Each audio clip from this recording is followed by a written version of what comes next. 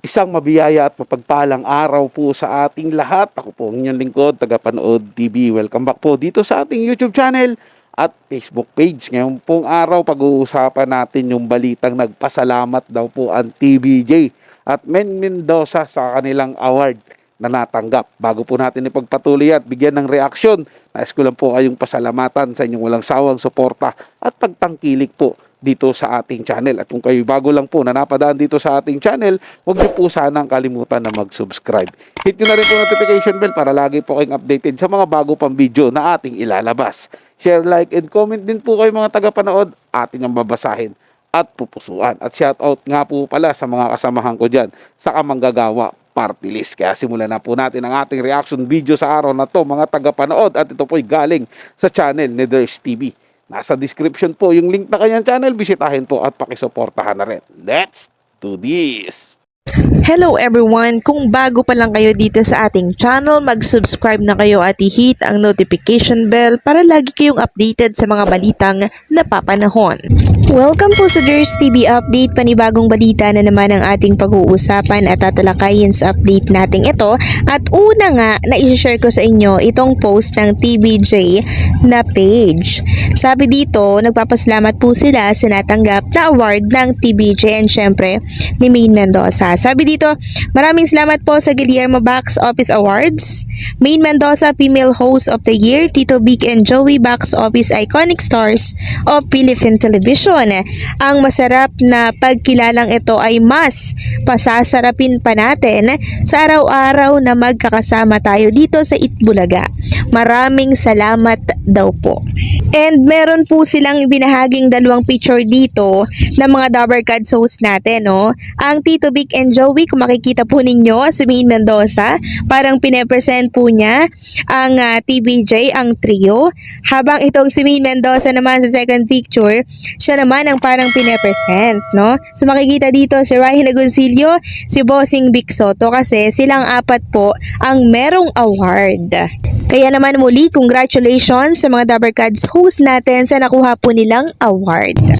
Nako po, yari na po mga tagapanood. Lalong-lalo na po. Kaya ako nasabing yari lalong-lalo na po dun sa mga haters at sa mga hindi naniniwala na sa TVJ dahil matatanda na daw po ito. Naku, malaking sampal po sa kanila ito mga tagapanood. Biruin mo, nagkaroon ng award. May award pa nga. 'Di ba?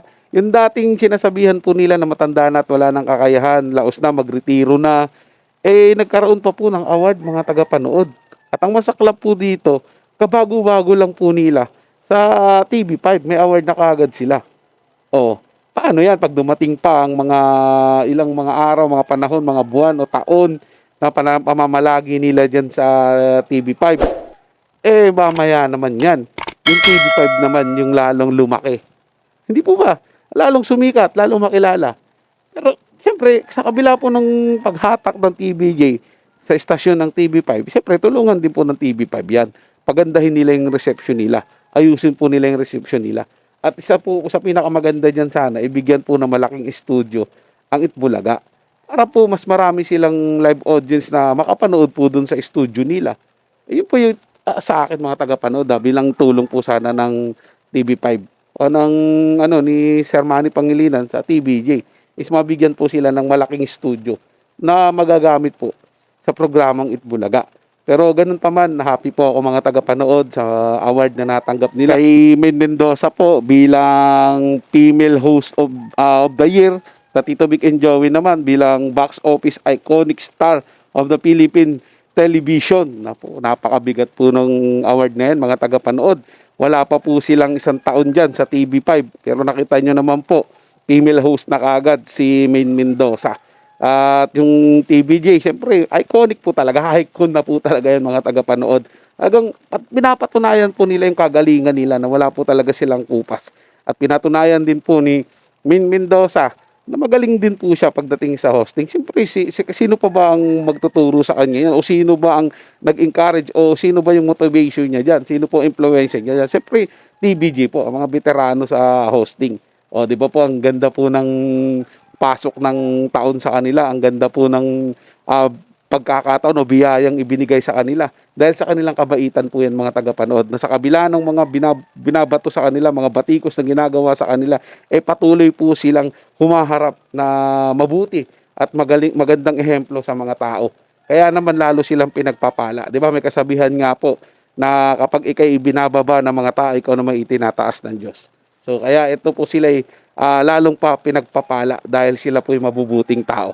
Muli po, congratulations Men Mendoza, female host of the year, at sa Tito Big and Joey po bilang iconic star of the Philippine television. Congratulations po sa inyo. So yun lang po mga tagapanood, no? Nagustuhan nyo po yung paksang ating tinalakay sa araw na to, yung kay bago lang po na napadaan dito sa ating channel, huwag nyo po sana kalimutan na mag-subscribe.